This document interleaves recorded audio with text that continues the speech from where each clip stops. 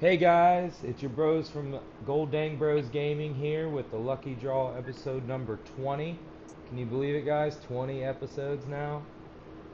All right, we got a full house. All right, new member up top here, Timothy Tipton, that TCG dad on Twitter. We'll give him a chance to introduce himself here in a minute. We got a whole lineup of stuff to talk about. The new season's unfolding. People have already gone to cups, well, maybe not cups, but challenges at least. Um, Starting the new season out. We're going to help you guys plan and prep for those events, from your locals to your regionals to maybe even ICs, getting out of the country, out of your comfort zone and playing somewhere else. And then we got some big news coming from Gold Dang Bros Gaming on an online tournament series that we're going to start up this season. And like I said, we'll have more details about that for you later. But the biggest thing here, there's a new face on the podcast, so we're going to go ahead and start with him. So I'm going to introduce here Timothy Tipton from Ohio. Not exactly sure where the Columbus or Dayton area, right? Because I know we've been, Absolutely, yeah, for dating. you've been moving around. So I'm going to pass the mic to him so that he can let the whole world out there know about Tim. Yeah, so my name's Tim Tipton, that TCG dad on Twitter. That's kind of why I like to go by. I say that because I have two wonderful kids, and it's fun being a dad. I don't get the opportunity to travel as much as I like to, but because I have those kids, but because of that, they're part of my identity. They make me the man that I am today. Born and bred Ohio born. So you know what, all you Michigan people, I'm sorry. I love Ohio. Got to support my Ohio love. A little bit. I grew up a little. I did a little bit of time in Pennsylvania. So me and Troy, we got a little bit going on there too. But yeah, I live in Dayton area. I frequent the Columbus stores a lot, and I actually run my own league here called Epic Loot and Games. More of a casual store for kids. We grow that league in that kind of area. Ranked 94th this season, did it pretty well. Going to Worlds with Tiger, we're gonna wreck it up with some craziness. I'm excited about that, and yeah, that's kind of who I am. Awesome, and we appreciate you, Tim. A whole another aspect and perspective to the game. Another Pokey Dad and player. I know I agree. I approve of that.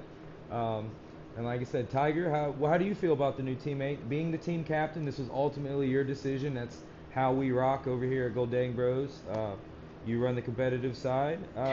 How do you feel about it? It was always something in the back of my mind to begin with that like Tim and I were talking for a little bit about like doing the underdogs for Worlds. And then Troy was like, I really think Tim could be good on the team. And I was like, all right, shoot him an invite.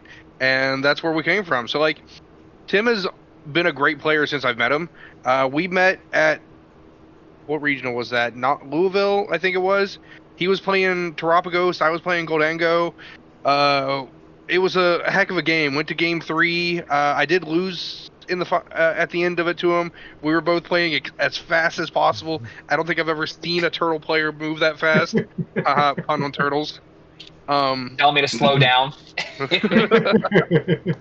but yeah, and then after that, every single event we saw each other. We talked BS, had a good time. Always checked on each other's records. So like I'm more than happy and heartfelt warming glad to have Tim on the team.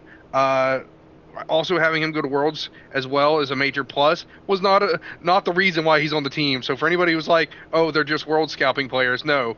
Tim is cool. He's done the everything that a player needs to do. He also has judge certifications. He's a well-rounded person in the game and in the gaming community. So like we are excited to have the one and only Tim Tipton as a Goldang bro. All I right. And appreciate honestly, that. yeah, but I was going to say, honestly, we met Tim down in Puerto Rico. It was the first time I ran into him. And the big thing, of course, Tiger's got the competitive side. And the whole thing that we've done with Golding Bros is all about, of course, we're building the competitive side, but it's all about having guys and gals or whoever who vibe well together and want to get out there and have a good time and get along well and build each other up.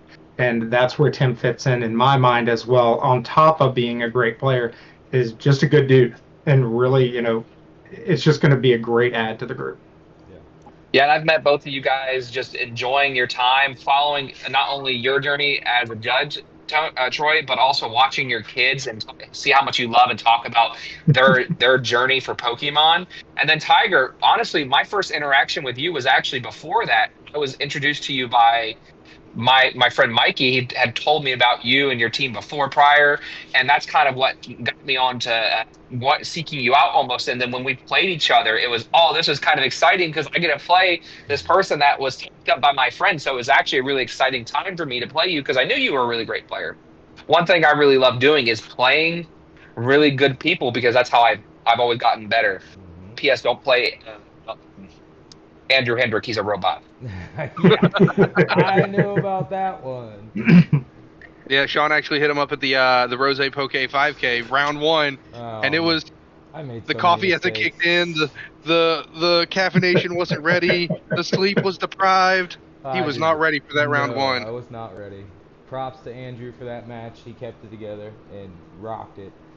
Didn't make top, I don't think, but he did great. It was fun. I just learned a little more about myself, and that's my reason for being glad to add Tim to the team. As I've said it already, my goal this year is I've proven myself as a judge. I want to get around in different regions, but I also want to formulate myself as a better player.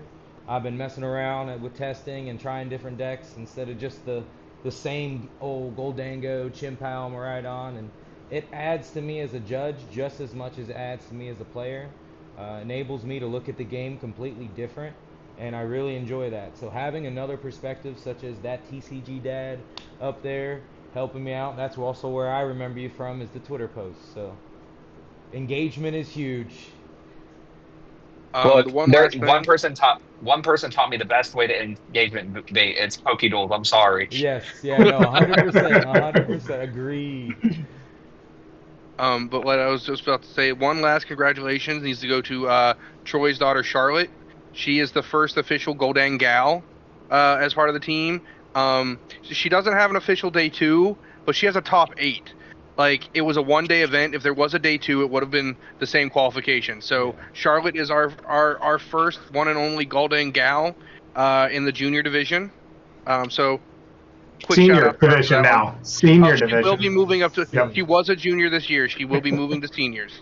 That's good. The seniors is growing too. It's actually, we'll have to say that for another show and see how the growth starts once the regionals hit. But I noticed that Yep. last year, it used to be the seniors got smaller and the juniors grew, but that's not the case. So good luck to her and the seniors. We'll most definitely try to get her on the show if she wants to. I know she can be the shy one, but we'll see what we can do. So she does pretty well. Like, she's done a few interviews with me. Like when we were in Puerto Rico, when we go to the big events, she tends to get in with me. Ella, on the other hand, tends to not want to be on camera as much. I think she's getting a little bit better, but if she is, she's going to be, being a dingbat with her puppet behind, whatever. All right, so that's enough on the introductions there. Let's get into the meat and potatoes. So the new season literally began yesterday. It's July 2nd. All cups and challenges at your local leagues, wherever you are located, are able to be ran. Like I alluded to earlier, we looked while Tiger's down in South Carolina. There's not many cups going on. I mean, a few stores seemed like they were itching to run a cup, but nothing crazy. It seems like a lot are waiting for the format to settle. But if you're looking to get out at the local level and get playing, those cups and challenges are there. But the other bigger eluding question here, regionals, at least in North America, is released out to November. You got Pittsburgh, Milwaukee, and Vegas, which is surprising. But the other side is all the out-of-region tournaments that many players are most definitely looking to go to. The big question revolving around this season, is it pay to win? Is it pay to get your World's invite? I know it's a tough question for many. We're going to break it down in a very respectable manner and actually talk our perspectives on how we feel about it. I'm going to go ahead and pass it off to someone else to save my breath. So we'll go up actually to the newest member, and we'll let Timothy tell us his opinion on whether it's pay to win. Yeah, I think I'll start this with my journey into competitive, right? So I started playing back during the Battle Styles era when there weren't events, and my first event was actually Columbus NAIC. And at that time, I was just trying to have fun, right? It wasn't really until not this season, but the season prior that I started saying, "Hey, I want to play these events." And in one aspect, it can seem pay to win because there's a large amount of events that you have to go to before you can qualify. Like you need a large amount of points. So for me, I knew for a fact that I'd have to get to about 700 points this season. After looking at last season and this season, I knew that was my goal. And I told myself if the goal I set was get a day two. If I can get a day two, then I'll aim for worlds this season. I said I have to do that before I can even look at that. Well, lo and behold, Baltimore, I show up running Gardevoir in a room filled with Reggie Drago and no bench barrier. I'm freaking crazy. Day two. Absolutely didn't do a great day two. I actually did better. I went X1 day two, so I still did pretty good. Hit the day round one, I hit another Reggie Drago. I hit three Reggie Drago, and I still did pretty good. So I can't complain too much. And I got my first day two, and I told myself if I can make day two, then I can actually look at this whole season and see, okay, what can I actually feasibly accomplish with this? And a lot of it comes down to pace. Where are you located, and where can you feasibly go to? Some of the things I tell people, it's like anything in the North America region, you have to plan in advance, right? So, like for example, Anaheim Worlds. Looking at Anaheim, it's only a $200 place for me, but some for some people that's $700, $800, $900. And I understand. Don't look at that. Start looking at those regions around you, like Mexico. When you start getting over to Texas, California, even from Ohio, the flights to Mexico aren't as expensive as you think comparatively to some other trips. The other thing to consider too with these regionals that go out of the United States, they're smaller, so you have an advantage of being able to get points and possibly even day two because they're smaller. And one example I like to point out too is Vancouver. Vancouver was one that was super small, and so we actually had less rounds. So it was we had 8 rounds instead of 9. So when you can get to that one less round, that allowed you to stay fresh going into those days. Like Puerto Rico, we didn't have as many rounds at Puerto Rico either. Again, giving you an advantage to be able to say, okay, I have less time that I need to play, less time that I need to stay focused. Because when you get to 9, 10 rounds of playing Pokemon, it's exhausting. So one is like taking those into consideration, but also don't book your flights five five 5 days in advance. Like that's what Whoa, frozen. Technical difficulties, peoples. can you expect to go to this season and then plan accordingly, right? I think it's really important to not stretch yourself too thin and try to go to every event. I wanted to go to every event this season, but I didn't. I didn't go to any of the California ones. I didn't go to Texas, and I didn't go to Portland, right? But I went to Vancouver. I went to Toronto. I went to Baltimore. I went to Kentucky. I went to Georgia, Puerto Rico, and all three of the ICs. So and then both Canadas. But I went to I went to enough regionals that I felt comfortable with, that I felt like I could get my points at. Did I do well every single one? Absolutely not. I bombed Toronto, Georgia, and Kentucky. So all three of the ones that were right next to me, I bombed, and then everything else that I went that was further of travel, I actually did great at. So I also kind of feel that's kind of ironic. And so I was kind of looking at the schedule this season, and the ones that I think people should really keep an eye on, especially overseas, is where is it? There was one in Mexico that's later in the season. The Buenos Aires, Argentina one is one that I think, and the Meridia, because they're super early in the year and the season, whereas those aren't typically ones we see right away. Also, Monterey is really early. It coincides with Pittsburgh. It's one that you can consider. Hey, instead of going to Pittsburgh, I really highly recommend people check Monterey. It's a smaller regional. It's going to give you the same amount of points and prizing. It's definitely worth checking out. And I think, Shawn, have you judged any of the regionals out overseas yourself? I know Troy has. I don't know if you have. No, aside from breaking the border up north, I haven't, and that's my goal this year is to get into. I got my application into Monterey. I'm gonna pass on Frankfurt because of a special event going on at the same time, and I'm sure Tiger's gonna talk about that when he gets to talking about the special events. Because our goal this year is to take the bros outside of the region, and not only just to play, and yes, there's smaller tournaments, but for me to grow as a judge in the community and actually just grow, period.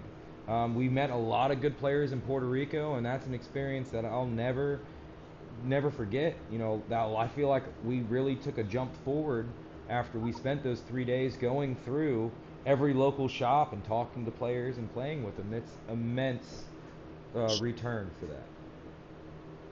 And even looking at that too, I mean, the travel there, we stayed together, Shawn, Tiger, and my family, and we really bonded as a group there, just getting to hang out together, breaking bread together and hanging out, like you said, going to the shops, interviewing different people, and just really kind of digging in instead of just sitting there by yourselves, by your small little group, really branching out and introducing yourself to some other people. And it was a just awesome experience. So to be able to look at going out and doing that in different areas is really, really awesome opportunities.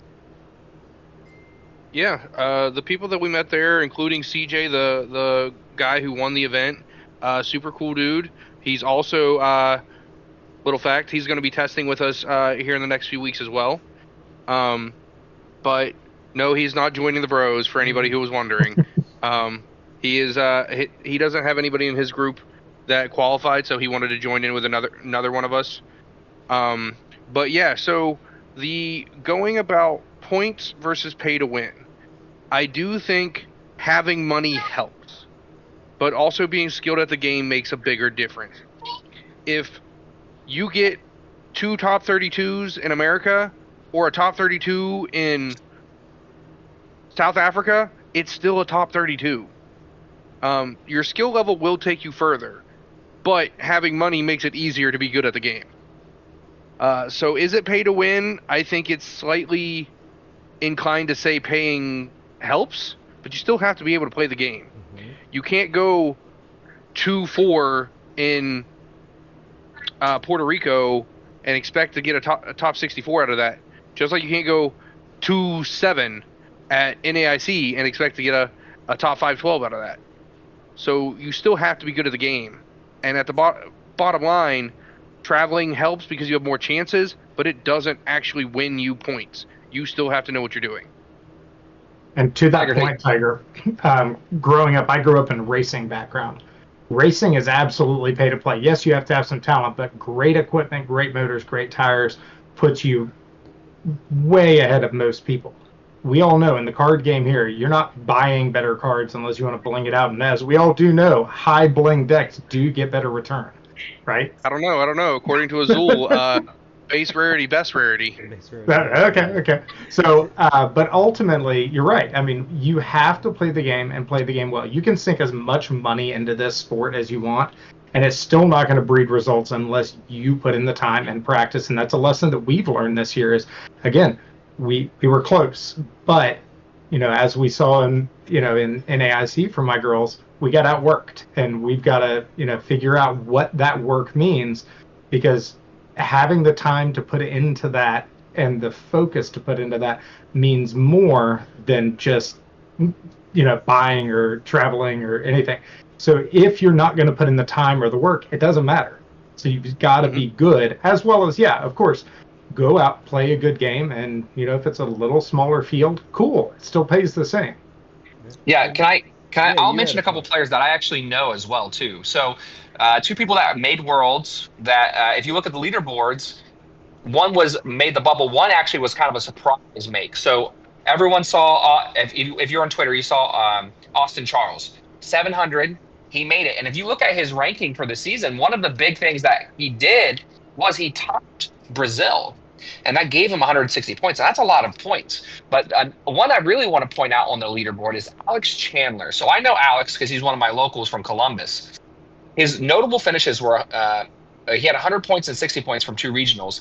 And then he made top cut and got 300 points. So he wasn't even considering going to Worlds, hadn't even finished his cups or challenges or anything. And then all of a sudden he's got 300 points on the leaderboard, putting him, skyrocketing him essentially, right? And so now he's in a position, I can actually make Worlds. This is a person who went to 4 event tops for regional events. He didn't max out any of his leaderboard standings here, but it may be except for locals. And that's something to consider too. Like, if you're good at the game, the points will come, but you have to put in the work.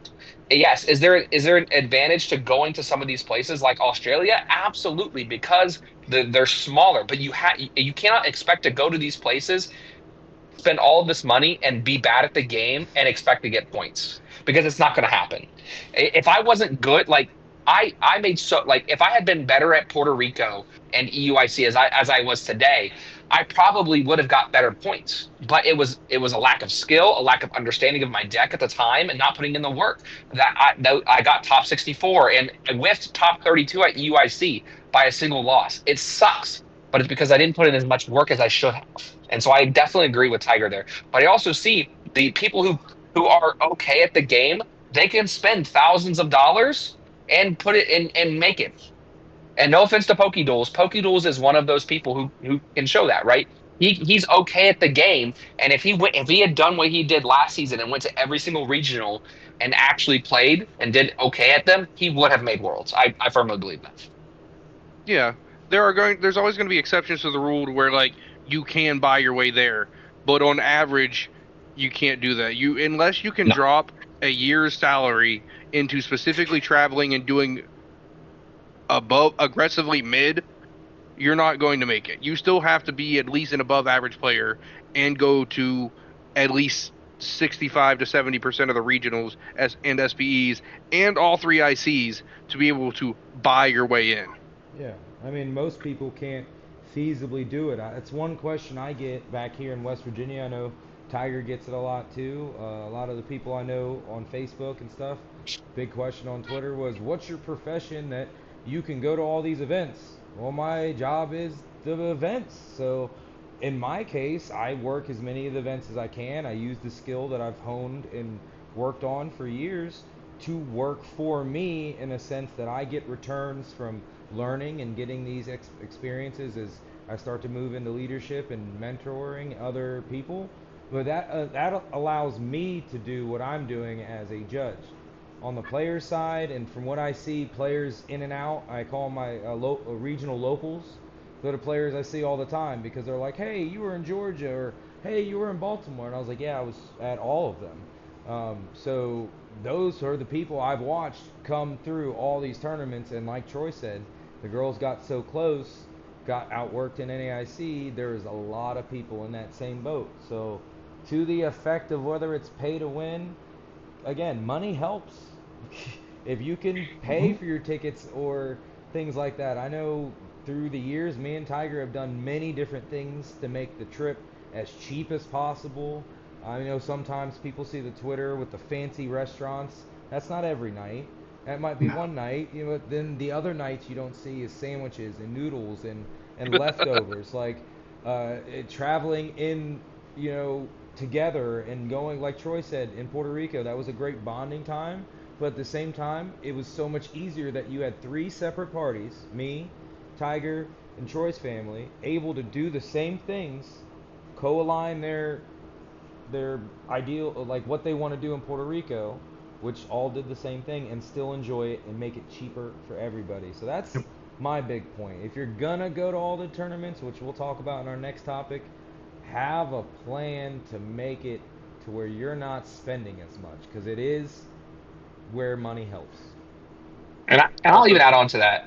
I mean, I was in an advantageous position last season, right? And I mean, even next season I will be too. Like last season, I was a full-time grad student. I'm retired military, so I have a salary that's backing that up for me. I was able to afford these trips because I did have the income, I had the ability to plan those things.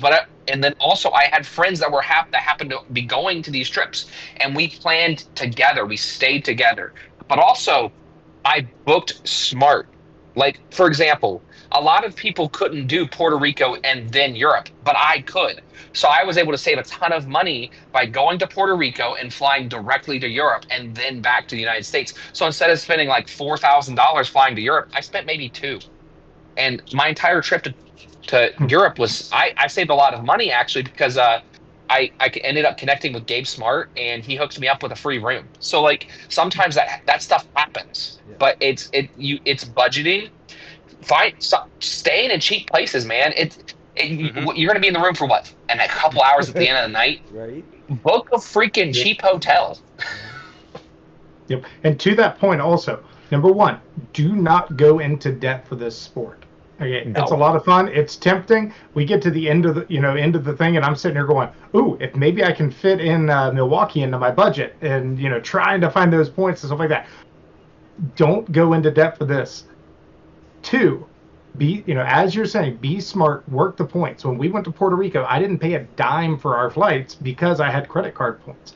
Find a good credit card company. I know Rahul has done some great stuff on there. I won't go too deep into that, but find a good company where you can work credit card points without going heavily into debt, that you can do stuff like that and fly for free. It's massive. I mean, we paid for our room and our spending money down in Puerto Rico, and flights were free. Yeah, being aggressively active in chasing your hotel stays, your travel in general is one of the biggest reasons why a lot of players can do what they do. But side note, speaking of Baltimore, like you did earlier about talking about a crazy deck, if you get a chance, I want you to go check out what I played Baltimore and Daytude with. And anybody who's followed the career knows the jank that I've played before. But this was a wild deck, and I don't think was anyone on anybody's radar, especially not Tim's. But we'll see what Tim's reaction to what I played to Baltimore was. Yeah, I honestly, dude, they all melt together. Anybody that goes to a lot of them, I don't remember exactly which one either, so I'm gonna be surprised. I'd have to look it back up too. As sad as that sounds. But why Tim's looking that up? What's next on the agenda, sir? So next on the agenda actually kind of leads into what we were talking about, is planning and prepping for the next season. As small as your locals to as big as your regionals and these ICs. So some tips from the pros, from the guys here, the bros. We were basically just going to spend the next couple minutes to explain some, I don't want to say necessarily hacks or anything, secrets, that sounds bad, but just what are some things to think about as we go into this season. My biggest thing, and we'll start the topic with the Monterey to Pittsburgh, whereas Tim was talking about maybe not going to Pittsburgh because Monterey's the weekend before. I know me and Tiger have talked about it. We're in the Pittsburgh area, but there's a chance that if I get into Monterey and Pittsburgh, I just fly from Monterey straight into Pittsburgh and do it that way. Like I said, there's things that hold Tiger back from doing that exactly with me, but for some people, if that's an option, if you can do things like that to make your trips easier, maybe you hit those two, chill out for the next month or so, see how the results happen. I don't want to say don't plan ahead, but that's my little token there, is like planning how you want to approach at least the first couple tournaments is pretty smart, and that should lead you on to the rest of your schedule. Let's go with, Tim, what do you think about the rest of that, since we've just been passing it up First, Tiger, you would play Charizard. You're addicted to fire decks. That makes perfect sense. He found it. I have not yet seen you not like a fire deck and make shenanigan fire decks work. Like, look at this. You played to Georgia, you played fire. And didn't you play like some weird Entei deck, gouging fire deck, or was that somebody else? I one of my played friends Entei Valiant for a long time. Yep. Yeah. What was your question, Sean? Again, I'm sorry. Just what's one big thing you can tell them out there about planning and prepping for the next season, from either the local standpoint or the regional side, whichever way. I mean, I know a lot of Local us, meta does not equate to regional meta. of course. Don't base your deck based around what your local meta is playing. Listen Your to local this meta man right is now. idiotic and chaotic. I have people who will play the jankiest Goldango decks, the jankiest grass decks possible. Just freaking, they're gonna play United Wings to locals and win because nobody's expecting it, and they're gonna do well. But in a greater sense of 2,000 decks, right? You need to prepare with the deck that you're going with, right? Be okay with the losses and practice the decks that you're going to practice against, and not worry about that local meta scene. It's because it does not equate over. Secondly, I would also highly, highly, highly recommend doing a deck and sticking to it. Don't keep switching in and out of decks. I think people think that's crazy. Look, Tiger I have makes the already face. all season long, and I have done great with it. But that's also because I picked a deck that was great. So I'm just saying, All right, so Tiger, Yeah, you you have I mean, anything you to got sort of, say? lucky. I want to hear from Tiger on pretty much on Tim's 2 points right there. What do you think about that locals meta and then the switching decks?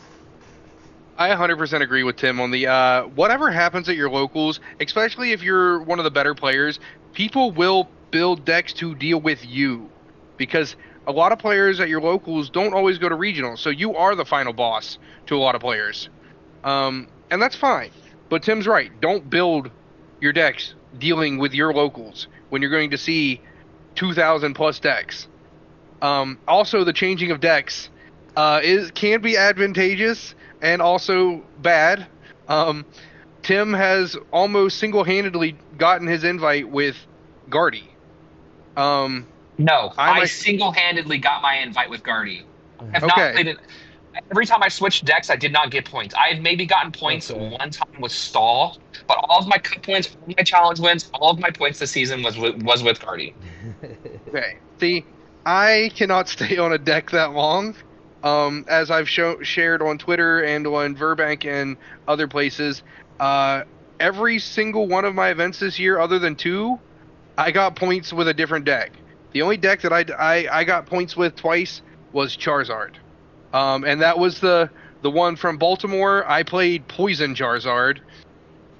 Would not recommend it. And then I played Turtle Noctowl Charizard to Atlanta. But I like to predict what's going to be big, and I like to be either say I'm not hitting these decks 3 times in one event, or I plan to hit this deck 7 times at that event. And that's what I did with Milwaukee. I played Poison Moon and hit like 8 Dragapults over the 2 days, which is what I wanted to go hunt. I was hunting dragons that day, and it worked out for me. and then kind of to that point, again, not chasing local metas. Charlotte is playing Grimmsnarl right now, playing Grimmsnarl really well, especially after an AIC she's been working a ton. We have this little girl at our locals who's playing Quad Teal Mask. And as I was talking to you guys about, again, just absolutely shreds Grimmsnarl. But Charlotte, fortunately for her, she is taking the line of I want to figure out how to beat it, as opposed to just being like screw this and jumping off of it. But so she's actively working on, hey, this is still a bad matchup. However, how do we make it a better matchup? How can we play? What's our line? You know, can you get to that line? And who knows? I mean, it's just a garbage matchup. But you know, it looking at it on that point of your local meta is not the greater meta. You know, even if some person is rocking a quad teal mask at Pittsburgh, it's going to be one person in a group of 300 kids. So your chances of hitting that are, for us, probably pretty high, but you know, shouldn't be. Yeah, the local meta, I've been a judge for over a decade now and really paying attention to the meta the last 2 seasons for sure. And yeah, a lot of times too, I want to clear this up. Sometimes people don't have accessibility to a plethora of decks. So sometimes they only have one build, kind of along the lines with staying with one and playing it, and they only have that one, and that one isn't the greatest. I'll use a Diplin for example. You know, I saw one guy at the Full Grip. He was playing Diplin. I mean, it was fun. He was having fun. Was it meta? Heck no. But that's the kind of deck I would see somebody playing week in, week out, adding into their deck at locals. But you can't plan for that at your regionals. So whenever it comes to prepping and testing, as far as you knowing your deck, and then you knowing how you do against the top 5, top 10, however deep you look into it, you can't throw Diplin in that circle and be like, I gotta watch that because Josh played it at League all season. That is definitely a very solid point. Switching decks, I don't know. I agree with Tiger on this. We've had many a conversations on. I agree though with Tim, so I'm like jumping the fence, both sides, because I watched Byron Ellison play Tina one season and do really well because he never changed, got his Worlds invite, didn't sweat whatsoever. I think won a regional, right, with it? He won Toronto and he got Yeah. second at LAIC. Yeah, he played the same build, made minimal changes, asked us for stuff and tweaks, but like there is a lot of merit to that, but at the same time, the way Tigers route was, we played the meta. I mean, I want to say that's exactly what we did. We looked at what people were playing, and Troy said it before. We looked at it and said, we lose to this. There's no way we run into 7 of these. It's impossible. Yep. On to add on to that too. And it's not saying it's bad to switch decks. No, of I'm course. just harassing myself with that too. I think what's really advantageous with to your point, playing other decks, it allows you to see the lines from their perspective, and I think that's what's really important. And so when I go to locals, yes, do I play other decks? Absolutely, because I want to learn the lines. But I also I practice heavily with my main deck. I've probably put in just this season alone over 10,000 games with Guardy. And that's not all on computer. Most of that's in my head, thinking about the games, going to locals and just practicing and playing myself. Not even playing anybody, just playing out the game. Playing a lot of TCG live. A lot of this is a hard one because you're going to play jank decks, and also it's not enough random for me. I also shuffle terribly, so learning how I shuffle and accepting that the way I shuffle too is going to throw in some riffles there. So that's why I have to practice with my own deck and doing little things like that. Also, I'm not good at deck building. I know that. I can't build a deck to save my life. I am the greatest net decker, net decking. Decking. Yeah, I am the greatest at net decking in the world. And don't get me wrong, I got really lucky. I got connected with Cal Connor, and Cal Connor has helped me immensely with building better Gardevoir decks. But the only reason I'm good at anything remotely when it comes to building Gardevoir is because I've learned that deck and I kind of can see what can go in and out. And so as I've been building my Worlds deck and bouncing all ideas off of him, I've gotten better. It's definitely my weak suit though. Tiger, what you got? See, like that's the opposite for me. I'm really good at building decks, but I get to the point to where sometimes I cook a little too hard, and I have to have other people play it as well and wind me back in. Was like, why are you playing this card? Yeah. And I have to be like, you're right. I don't need this card, but like I'll build you a perfect 58, and then your 2 cards that you want for spice is whatever. Yeah. And that's why I bounce around so much, is because I do build my own decks, so it gets the juices flowing when I see a new card. Ooh, can I substitute this? Or like if people have looked at some of my let's use my Atlanta list. I played a Jacques in it and a Terra Orb, and I only had like 2 Ultra Balls. Well, Jacques covered a lot of yeah, it was. Jacques covered a lot of my searching for me, because Jacques would be like, all right, cool, that finds a Noctowl. Noctowl finds me and a Charizard. Noctowl finds me Rare Candy and a Terra Orb or another Ultra Ball, and now I've got double candy Charizard Dusknoir off of a Jacques. But like many games of using and tweaking is how you get to those points. There's one phrase that I tell people all the time. It's not one of my own, and I do let people know. Azul said it one time on one of his streams. The average player plays less games than a pro player has lost. Meaning that we play so many games, or people that would be considered pro, whatever it would be. The average competitive player plays more games and loses more games than the average player just plays. I agree. I can agree with that. I know it's a little bit. That's definitely a deep statement. Kind of gotta. Some people probably gonna have to think and say that back to themselves. But no, I agree with that too. It took me a while to get to where I'm at from playing. I don't want to say jank, but what I thought was good.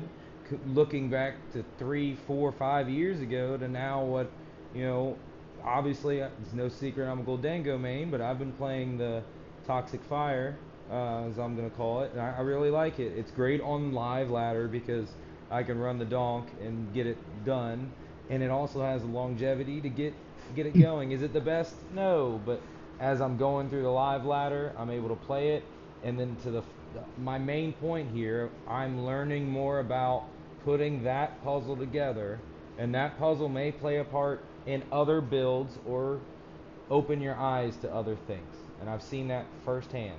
So that's my biggest tip. All right, so what's next up then, sir?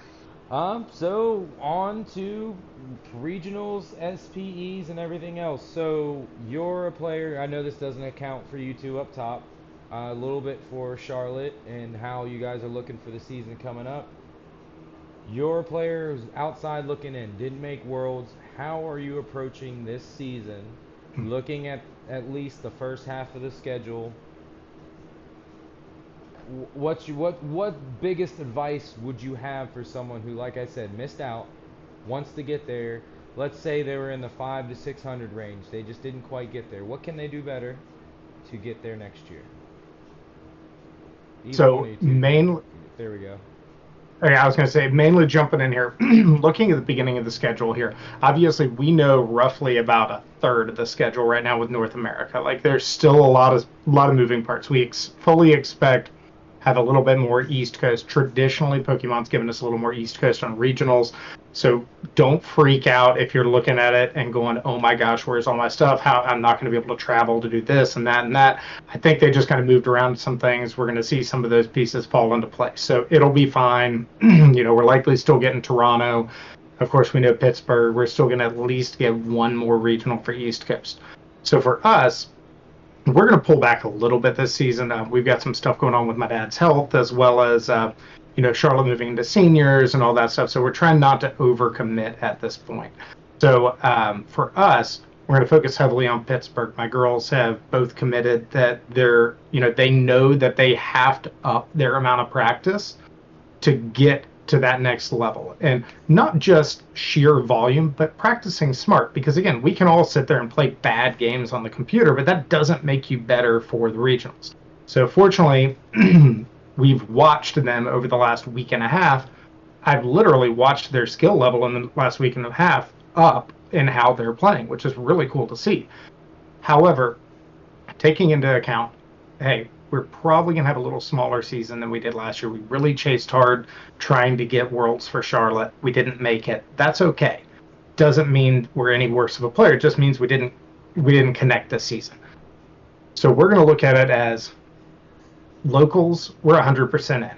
We're already putting together schedules. For those of you who follow me on Twitter, I've got a Central Pennsylvania calendar out for the month of June. I'm going to be trying to roll with that every single month. That way some of our locals here, we can help build that community, because again, unless you're on the Pokemon Event Finder constantly, it's hard to catch that stuff.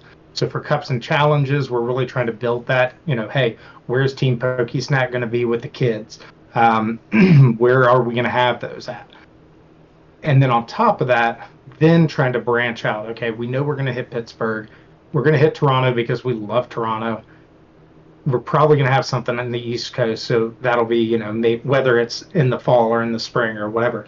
Kind of take those 3-4 things and then know that we're going to hit NAIC, because NAIC was important to us. The girls had a blast down there.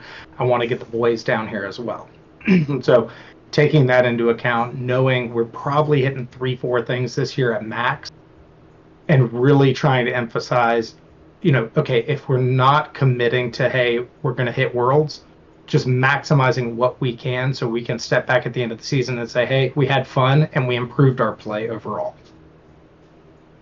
What about you guys up top? Tiger? Carly, my girlfriend, she said that we are traveling. So she's going to make it to where she has a bunch of places that she wants to hit on her bucket list for, like, countries. So we're going to plan our regional and SPE run this year around where she wants to hit her bucket list. So, like, I know we're doing Monterey and Pittsburgh and Buenos Aires. I know she wants to go to one of the Australians, and she wants to go, I think it was Belgium or something like that. But also, I made it to Worlds doing it the legit way. Stayed in my own country the first year, so I don't want to hear any hate about that one. Definitely want to hit all the ICs this year. But in general, I think I'm going to as many as I humanly possibly can. I know Shawn mentioned it just a minute ago. I don't get to travel as much as I would like. I do have a special condition where I have to get a shot every week. because I have a weird blood disorder. It's not like cancer or anything crazy like that, guys. But I do have to be in country to get a shot once a week, so I can't go to like back-to-back regionals and things like that outside of America. So we will be traveling a lot, but not as much as we wish we could. Tim, how about you? What's your goals for this year? So, for the first half of the season, from like August onward, I just started a new job actually. So I work for a credit union now, so I don't get as much PTO this season. So I'm primarily focusing on in-house regionals. So I'll be at Milwaukee, I'll be at Pittsburgh, and I'll be at Vegas. I'm going to be at all three of those because they're relatively close. The only one I have to actually fly to is going to be Vegas. Um, and then I'm actually not doing the craziness that I did last season. Last season I hit all three ICs. This season I'm not focusing on hitting all three ICs. I don't have the time off for that. I get about 4 weeks of PTO next season. The one regional SPE I am hitting next season, I don't care. I will make moves to hit is Africa. I've been to every other country and every other continent. I've played every other continent of Pokemon. My goal is to hit Africa. I definitely want to go to Lima, Peru in May. That is absolutely one of the best events of the season. I've missed out on it twice now. They have the best. They give the best play mats. They have so much fun there. I'm going to Puerto Rico, that's for sure. Uh, and then I might go to a couple other Mexico ones, but my goal is to usually keep all my trips to about 4 days minimum at max, just to maximize my PTO time. Uh, Also, since I have kids and my kids don't really travel with me, I have to balance that out. I get a little bit of hate sometimes because I don't bring my kids and my wife to regionals, but I promise you, my wife is okay with me traveling, guys. I would not have done this last season if my wife said no. But my wife is one of the most supportive people in the world. As you probably saw on the screen, my son has been coming up constantly asking what I'm doing. He's so intrigued. When I go on these trips, I bring them stuff. I take video calls with them. That's why I call myself the TCG dad because they come with me in spirit. Yep. So you've heard Big it from heart to the the TCG dad. Yep, heard it from the two worlds qualified up there. That's probably the recipe for anybody looking to get in next season. Plan out your regionals. Do exactly like you heard them, and even PokeSnack Dad from the outside with a little more. I mean, and understandably, with your dad's health and everything, our hearts out to you. Hopefully, everything works out. But we understand if the girls hit it big in Pittsburgh, it's off to the races. So keep that in mind. So definitely stay tuned to the channel. I'm sure we'll have more advice as we're going through the regionals. We always do our live at regionals. I'm definitely working on something for Worlds whenever we get down to Anaheim. I know we're going to have everybody together, so we're going to work on that. So our last and final topic is kind of super important to me. I'm excited about it. So if anybody knows, there's the Limitless tournament online system where everybody can run tournaments. There for a while, about a year and a half ago, we were running crazy tournaments that were maxing out with our former team Insight through Insight Astronomy, which is our local premier Pokemon League. And we're going to fire those back up for multiple reasons. First off, we love to grow the community. That's what it all started with from way back when we started this journey. And this is one way that we can give an online league, per se, that people can look forward to every week. Know that on Tuesdays at noon, and to be determined, because I did have them set for 7, but we're going to talk about moving the time for some of our other members who it's a little bit earlier for them on the west coast. But we'll have all that in the details on Limitless. And this tournament won't just be a weekly tournament. We're actually going to have the weekly tournament play into a bigger quarterly tournament where the winners from the weekly will play in the quarterly. And then in that quarterly tournament, the top 4 will go into our end of the season or Worlds tournament. And as you move up in these tournaments, the prize pool gets better. So weeklies are going to give out your random codes, that sort of stuff. But in the quarterlies, you're going to actually get physical prizes on top of codes. And then in the Worlds one, we're looking at NAIC swag, Professor swag, Pokemon Center merchandise, custom printed trophy, the works. So we're really trying to make this big, and the best way to do that is engagement and participation. I know the bros up top and everybody else in our casual group will be playing in as many tournaments as they can. I'll be running the one at noon. We'll have someone else run the one at 7 p.m. I'll assist on that. And like I said, it was a phenomenal thing we did for Reach for the Stars. People's schedules just got busy. Things happened and we weren't able to continue it. With the growth of the channel, the content that we can create, we want to feature those matches on this show. So after we have a tournament, we can look at some of the deck lists that run in the tournament and we can talk about them. That gives everybody out there a place to practice their builds, test against people from all around the globe, and really get better. I mean, I know live is janky. We talked about it. I'm going to let the guys go here in a minute on their thoughts on the online tournament system, but you can still get to where it's a safe, positive environment for you to grow and learn from the game aside from the glitches. So on that note, how do we feel about the tournament coming up? Tiger, you were there. We'll start with you.